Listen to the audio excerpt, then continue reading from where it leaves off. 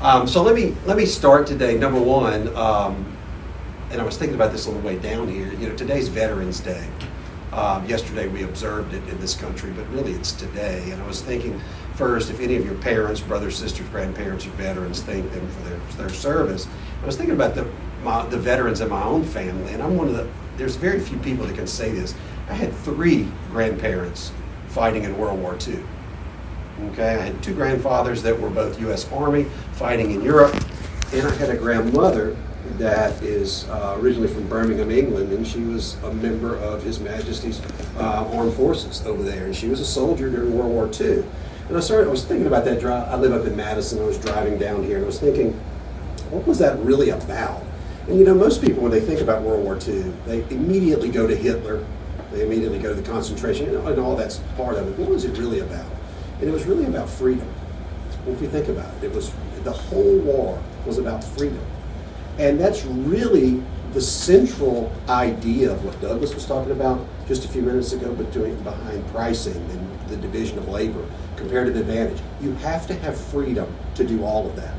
Okay? And what I'm going to talk to you today about is how governments are robbing us of some of these freedoms and indirectly costing us money and so forth.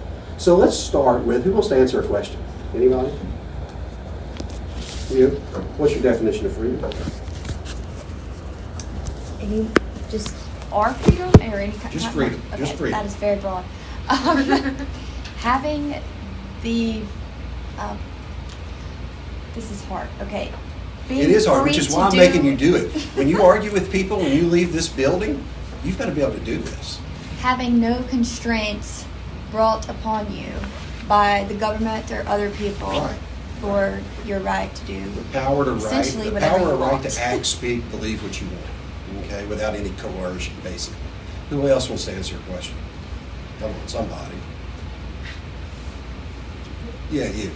What would be your definition of economic freedom? And this gets to the heart of what Douglas was talking about earlier. Not having limits on how much you want to spend, how many you want to spend, being able to sell and produce what you want without the government saying, you can't sell this, you can't do this, you can't buy this, you have to credit you, whatever. Pretty good. How about we just call it the power to trade freely? That's really what it is. Just the power for 2 individuals, maybe 1 individual in an institution, whatever, to trade freely. And by trading, we mean buying things or actually trading things. That's important. Now, here's the real question that I want to ask. Can you have social and political freedom without economic freedom? And vice versa? Can either of the 2 exist without the other? I mean, can either of them exist without the other? There's no way. There's no way possible for them. And that was one of the big insights also that Adam Smith brought in 1776, okay, was that you have to have this economic freedom for all of this to work. So it's important to remember that governments don't grant economic freedom. They don't grant our other freedoms. All they do is restrict them. That's key to remember. So today I'm going to talk to you about 3 things. Douglas has already covered some of it, so I'm going to go through that quickly, which is the effect of fiscal and social policies that the government, whether it's the United States government, the government of Mississippi, has instituted, and how that restricts our freedom and how that affects us economically. Second thing, and the bulk of this is going to be about the Federal Reserve, the central bank of the United States, and how it affects the price of money. We talked about pricing in the first session earlier. The Federal Reserve and every central bank on this planet manipulates the price of money. And I'm going to talk about the effects of that and why we need to get it under control. And then the last thing, it's going to be short, is going to be the dangers of this central bank digital currency. But it's coming from the Federal Reserve and the central banks, and I think there's a lot of danger there. So just kind of pushing along with what Douglas had talked about with the wealth of nations. What Adam Smith was describing was when all of these individuals are acting in their own best interest, there's this invisible hand controlling the economy, not controlling, but just guiding the economy. And it's basically all of our decisions. But when government gets involved, it's a big visible hand then, and it smothers that invisible hand. And that's what you have to pick up as we're moving through this today. Once this happens, once government's involved, and here's the real problem, they start picking winners and losers. Winners and losers should be picked by the choices that we all make. If someone's good at the bananas, they should be the winner of the banana game. Same thing with the fish. But when government comes in and tells you, hey, you're going to buy fish from this person, they just pick the winner and everybody else is the loser. We all bear a cost when government does that. This gets to the heart. How many of you have heard this saying come out of a politician's mouth in the United States? Main Street versus Wall Street. Have any of you heard that? You hear it all the time. Just turn on Elizabeth Warren, AOC, Bernie Sanders, and most recently in this state, the Presley guy that ran for governor. He was all about that, okay? It was always the rich people against the poor people. And that's Main Street versus Wall Street. That whole argument only exists because government forces it to exist. It would not exist without government intruding. Who controls our politicians in the United States? Think about it like this. Who controls them? The people with the money. So they're going to buy favor. And when government gets involved and starts picking winners and losers, the corporations and the people with the money are going to steer how that goes. And this ultimately costs people. And it costs them dearly. Let me give you a stat I guarantee you no one in here has ever heard. Black families in the United States, immediately after the Civil War, gained 5% wealth every decade, immediately after the Civil War until 1970. Every single decade. This is documented. What happened around 1970 that shut that down? Let me fast forward to today.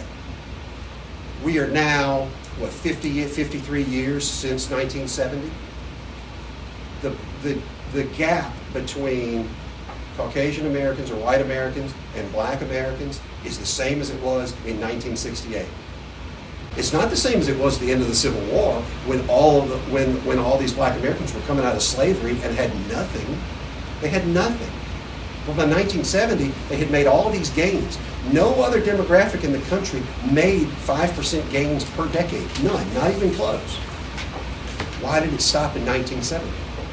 Two reasons. Number one, in 1963, what's the most consequential thing that happened in 1963? See how if y'all know your history. John Kennedy's assassinated, right? And who takes, what's that? Right, LBJ. And brings in LBJ, one of the most dishonest and worst presidents ever in this country. And his top priority was something called, I just went blank. The Great Society. The Great Society. I was thinking Greatest Generation, but it's the Great Society. And what was the basis of the Great Society? Basically, welfare. It was basically welfare. So, and it was targeted towards poor people, who were the poorest people in the country at the time.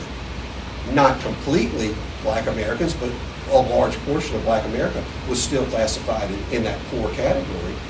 So they go on the welfare. At the same time, and this is key, at the same time, the Federal Reserve went off the gold standard. They took our dollar. Our dollar used to be marked to the gold, price of gold. They took it off. And the value of the dollar has been decreasing ever since. So we had this group of Americans that are on welfare being given this government money, but the value of the government money kept going down. So what's the effect? The effect is that it traps these people in position where they were in 1968 and 1970. And we have documented proof. There's been no gains for that demographic of people since that point. So the first thing, and this is kind of carrying from where Douglas left off with what we call fiscal policy. Fiscal policy is how governments, whether state government or federal government, manages their tax revenue and their spending. Okay? Tax policy should be one thing. It should seek to raise enough money to run the government, but with a caveat at minimizing the pain on the people paying it. You know, we should have, yes, we have to have taxes, but we should minimize it. They don't do that. They use it for all types of things. They use it in Washington to attack their enemies, to subsidize their political allies, to shape social policies. And what that has resulted in is our government not taking in nearly enough money to pay its bills. And it borrows a tremendous amount of money. Any idea how much? It's like 37 trillion. How much? It's 37 trillion right now. 33.7. Yeah. Let's do a little game together. Get your calculator out. For those of you who have your cell phone, get your calculator out.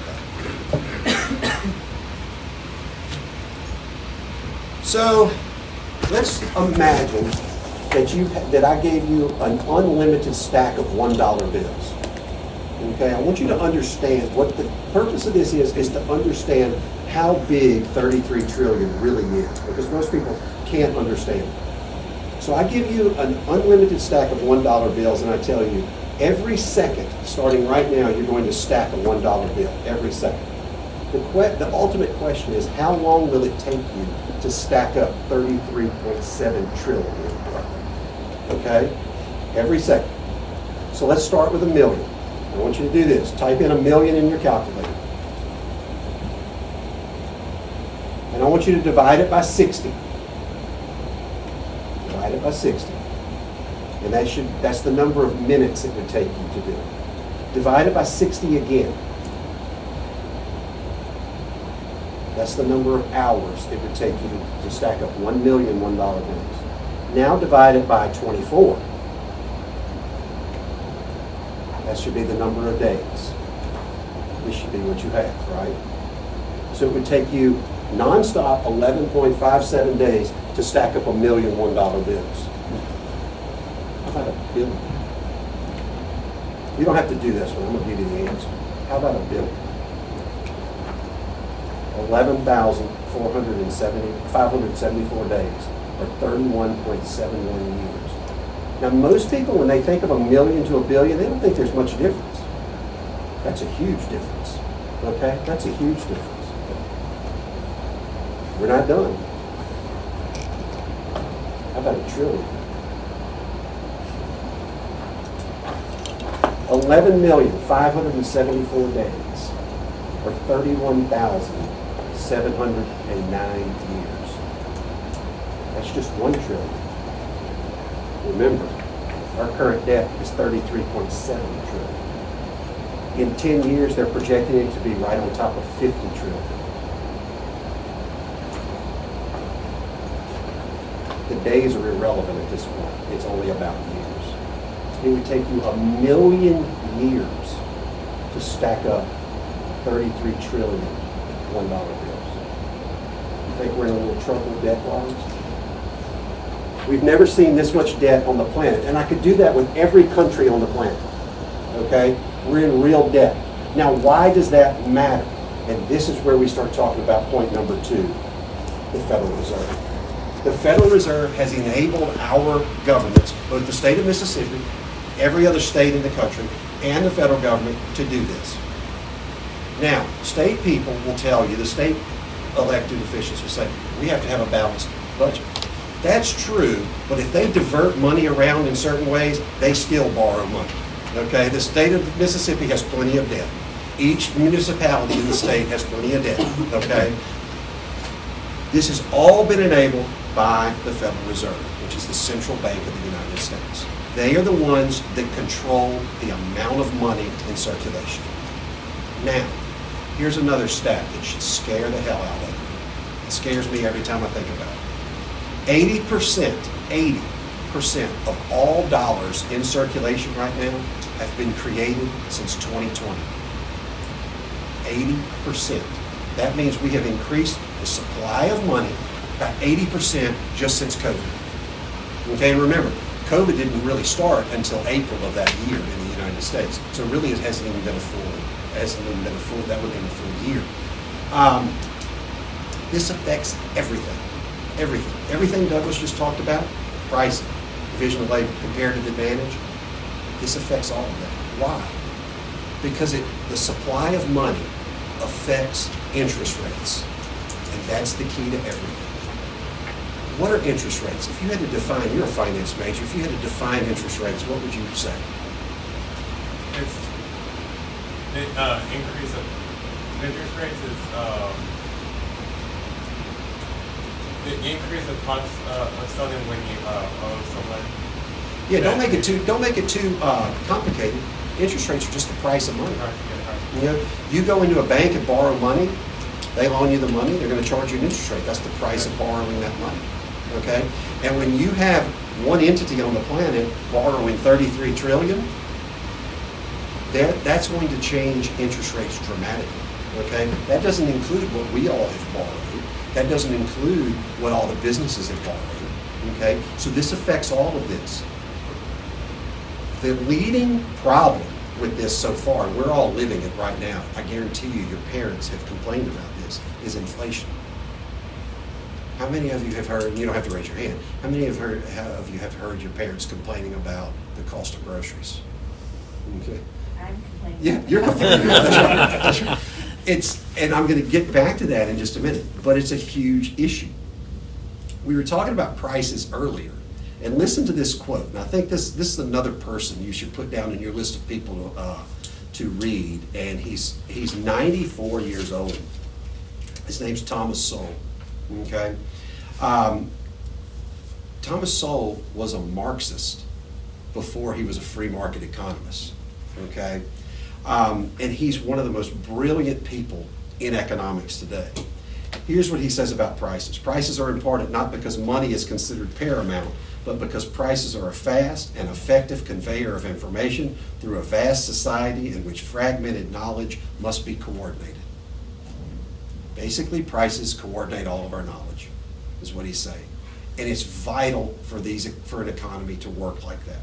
But when the Federal Reserve is distorting the price of money, it distorts every other price on the planet. And that is what hinders so much economic activity in our country. Even though we're the best economy in the world, we could be better. Okay, we could be so much better. How much have they done this?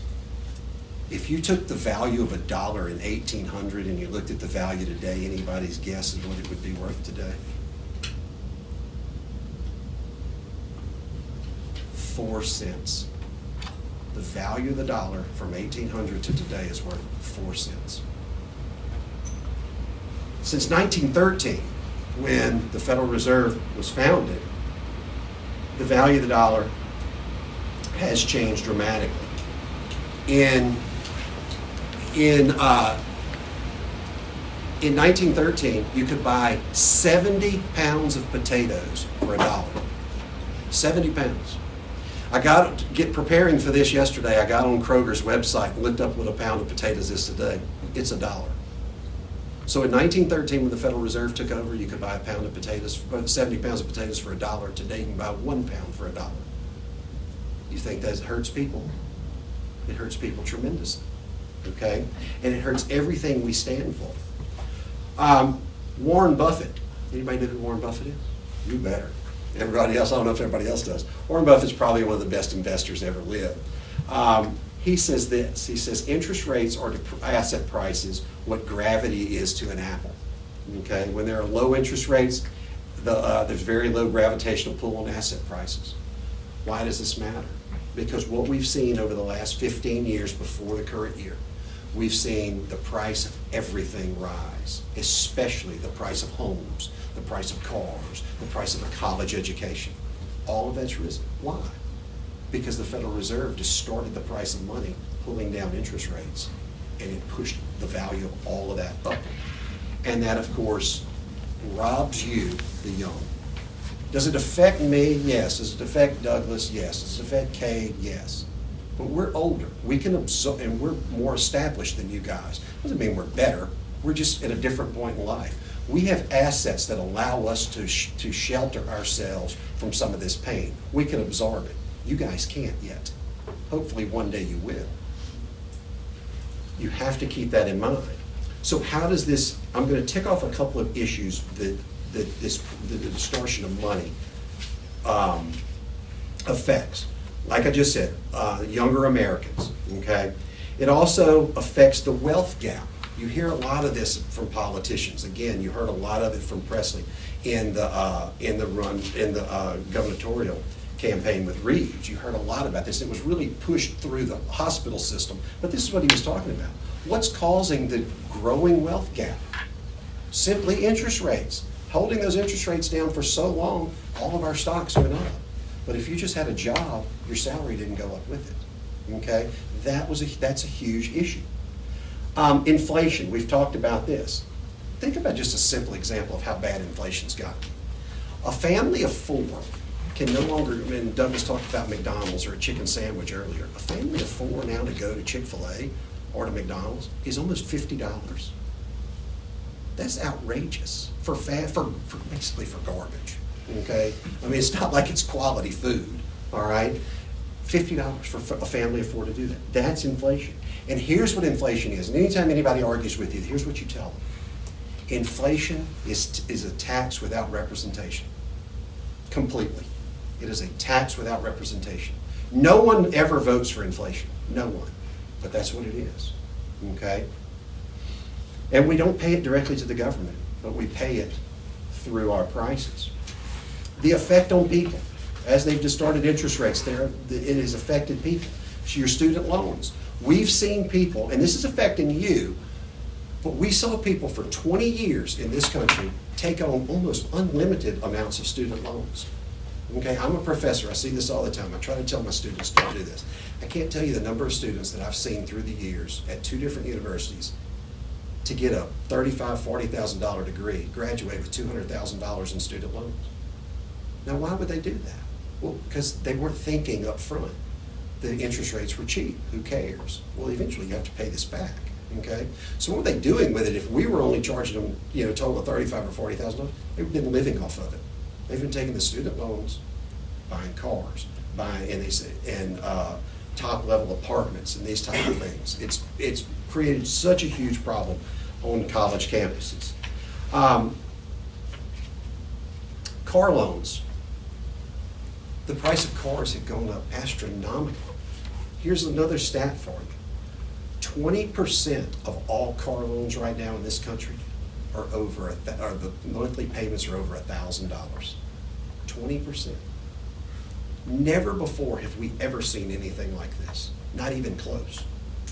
What's the problem with that with a car? What does the value of a car do over its life? It depreciates. It comes down. While you're paying $60,000, $70,000, $80,000 for it. Okay? Plus interest.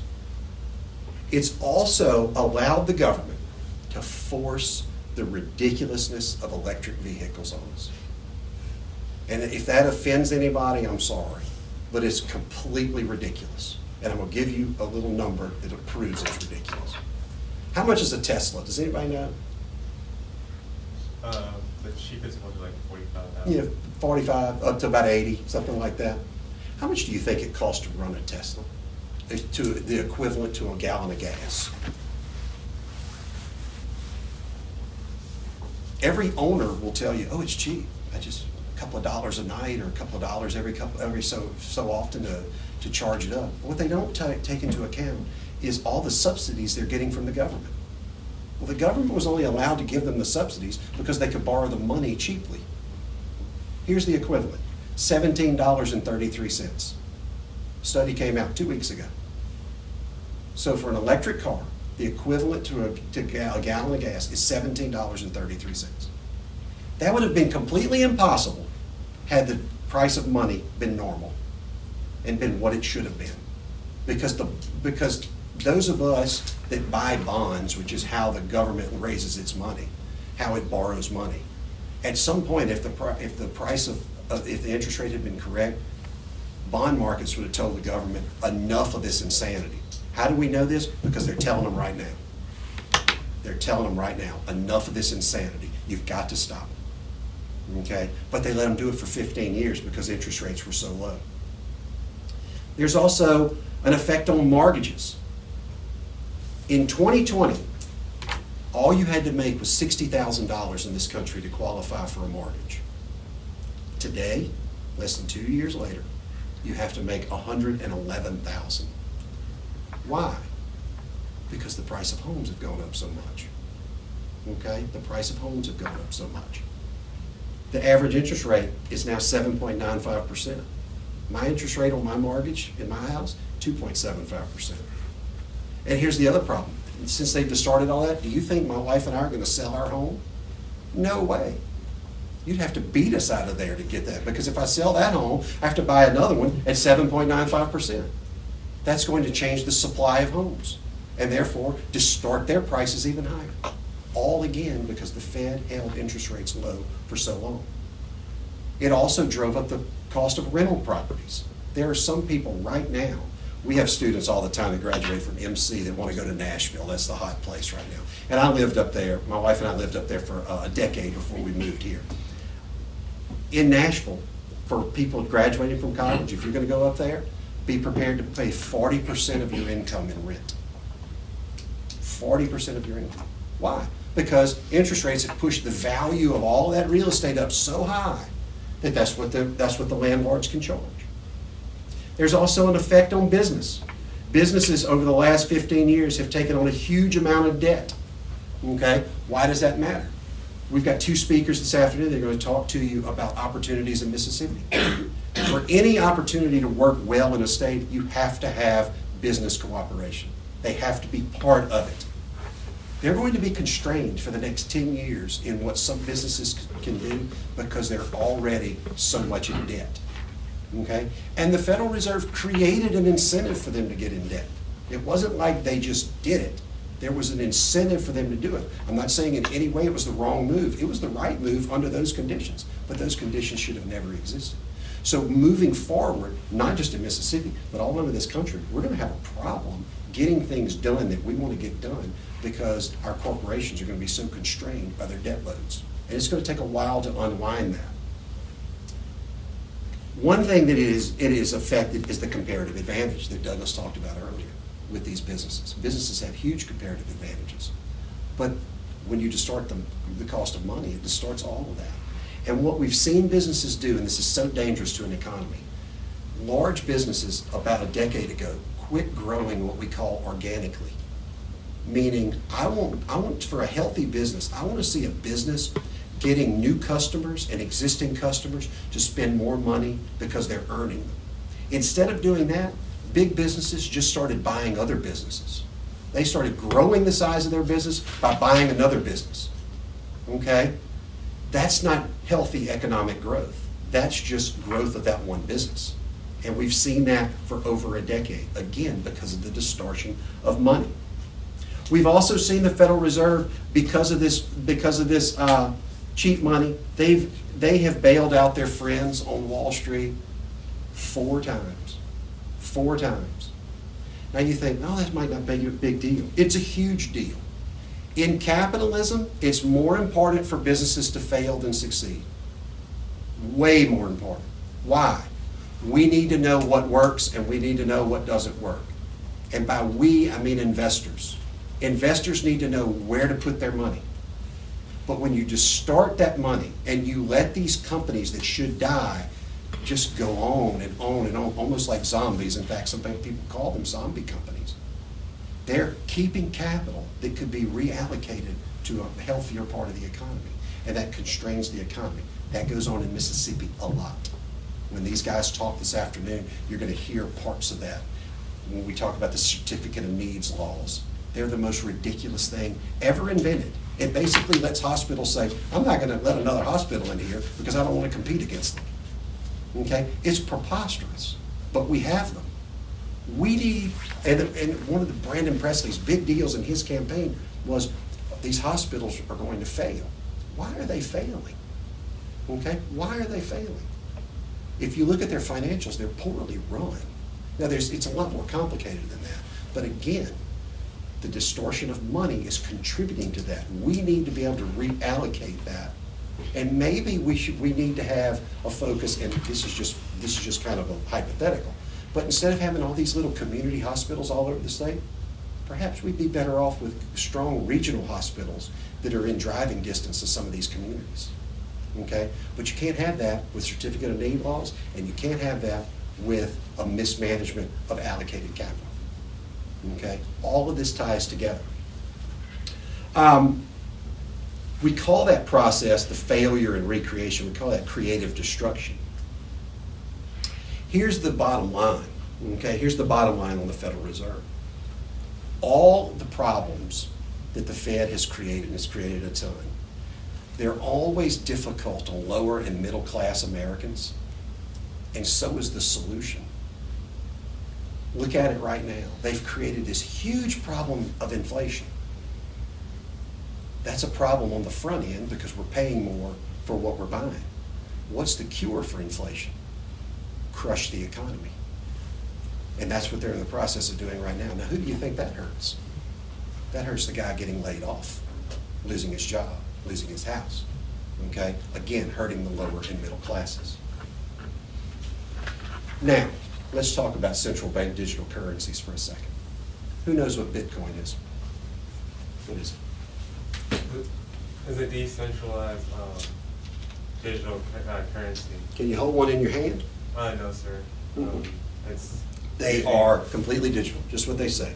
The allure of Bitcoin is that there's a certain number of them and they're going to stop mining them, whatever that means, basically creating them. But here's something a lot of people don't know. The Federal Reserve is in the process of developing one, a digital dollar, so to speak. And here's what should scare everyone. The Federal Reserve gets its power from the United States Congress. Congress has not one time voted to approve a digital dollar. Yet, they're in the process of developing it. Did anybody see what came out of Brussels this week? What happens in Brussels? Do y'all know? the EU. The EU is headquartered in Brussels. They approved this week, against the advice of thousands of experts, what's called a digital wallet. Guess what they're bringing in next? A digital euro. Now, why does this matter? Why does this matter? Because they're going to combine it with what's called a social credit score. Has anybody heard of this? China. In China. China. In China, when you walk into a grocery store right now, put your little card up or your phone or whatever they use, and the little barcode either turns green or red. If it's green, you get to grocery shop today. If it's red, go home. Now, why would China do that to people? To control them. And how do they do the credit score? Well, it's all kinds of stuff. How much carbon, your carbon footprint, your political beliefs, your writings online, all of this stuff. Okay? All of this stuff is in there. Once they combine these three things, they completely control you. Because they control you through money. If you think about the progressives, if you think about them, what does their throne of power look like? It stands on four legs, pretty much. Number one, pitting one group of people against another. You know, it could be on race, it could be on gender, it could be on sexual orientation, it could be on wealth. Doesn't matter. That's one of the legs of their throne of power. The other one's climate change. The other one, which they've lost pretty badly on recently, large part because of this organization you're sitting in, abortion. Okay? And the last one is guns. And if you think about this with this central bank digital currency. The only way so far to attack the Second Amendment has been through the courts. Have they been successful with that? They've largely lost. Not completely, they've won a few victories, but they've largely lost it. But with central bank digital currencies, they can leave the courts out of it. Because if they go to this central bank digital currency, there will be no more green in your pocket. It'll all be digital. And they can just simply say, your dollars no longer buy guns. Your dollars no longer buy ammo. And the Second Amendment goes to being basically just some lines on a piece of paper. Okay? These things are dangerous. I'm telling you, these central bank digital currencies have almost unlimited power to control our economy, to control our social behavior, and they should scare the hell out of everybody. I am hoping we're going to see like-minded governors in the next couple of years, Reeves, DeSantis down in Florida, and so forth, really start attacking these things and start try to throw up some walls to slow this down. The one to watch on this is going to be Rand Paul, okay, out of Kentucky. He's going to go after this very hard. So I have about 10 minutes left, so I want to just kind of go through a few things of how do you argue this? When you leave this room, we can all sit here and talk about this stuff pretty easily because we all pretty much think the same. But when you get out there, it's going to be hard to talk about this stuff. So when y'all were going around introducing yourselves this morning, I counted at least 3, maybe 4 that all said they want to go to law school. How well do you think these discussions are going to go in the halls of a law school? Not very well, okay? Law schools are hyper-progressive, okay, hyper-progressive. Because most law professors, and these people are my colleagues, but I'll tell you, most law professors believe that your rights come from their laws, okay, instead of their laws protecting your rights. And that's a big difference. So you're going to have to argue some of this stuff. Take minimum wage. They love this one because it's so hard to argue against. Well, we have to have a living wage. What does that mean? It's ridiculous. So they're going to always say, oh, it needs to be $15. And at some point in your life, it'll be $25 and it'll be $30 and so forth. Here's how you argue it. Why not 100? Why not 250? Just throw it right back at them. Make them answer a question for a change. If you wanted $15, why don't we just go to $100? And then they're going to start stumbling. They say, well, no one could afford that. Bingo. The answer to a minimum wage is we're paying someone the value of their labor. Okay, we're paying someone the value of their labor. And if you jack up minimum wage higher than the value of the minimum labor, what happens to those people? They don't get jobs. Because the real minimum wage is always 0. If I'm forced to pay you more than you're worth, I'm not going to pay you. Period. That's how it works. And here's another one on minimum wage. It's one of the most racist laws ever put on the books.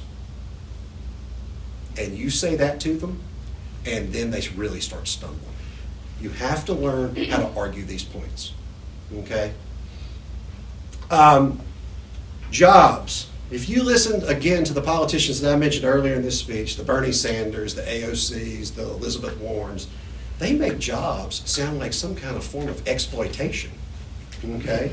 That they're like punishment or something. They're not. Jobs earn money. They give people purpose, okay? And that graph Douglas showed you on, I think it was the division of labor, basically the more people work, the better their skills get and the better their life gets, okay? That's the purpose of a job, all right? And if you have truly free markets, no one works for someone else because they have to, okay? That's the argument against that. Corporate greed, you hear this one a lot. Always throw this one back, and this really slays people. Everybody's greedy. It's human nature. It's ridiculous to say one person's greedy and it's not. The problem is, if you do it from yourself, you